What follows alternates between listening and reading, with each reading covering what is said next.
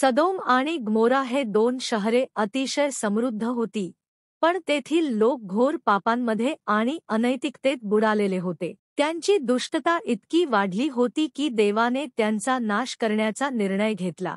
देव जेव्हा आपला सेवक अब्राहम याला ही गोष्ट सांगतो, तेव्हा अब्राहम देवाकडे विनवणी करतो. जर त्या शहरात काही धार्मिक लोक असतील तर देव त्यांना वाचवेल का? देवाने अब्राहमची प्रार्थना ऐकली आणि फक्त 10 धार्मिक लोक जरी सापडले तरी मी शहराला माफ करेन असे वचन दिले. परंतु दुर्दैवाने त्या शहरांमध्ये लोट आणि त्याचे कुटुंब वगळता कोणीही धार्मिक नव्हते. देवाने 2 देवदूतांना पाठवले. त्यांनी लूत आणि त्याच्या कुटुंबाला शहरातून बाहेर पडण्याची आज्ञा दिली आणि त्यांना मागे वळून पाहण्याची ताकीद दिली.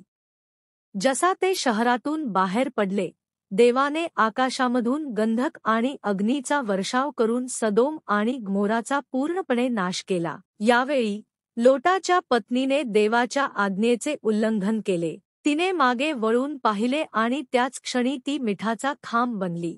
सदोम आणि गमोराची ही कथा आपल्याला एक कडक संदेश देते: पापाचा शेवट नेहमी विनाश असतो.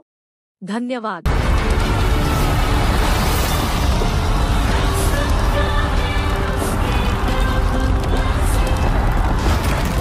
सोदोम और अमोरा और उनके सारे निवासी जलकर खाक हो गए।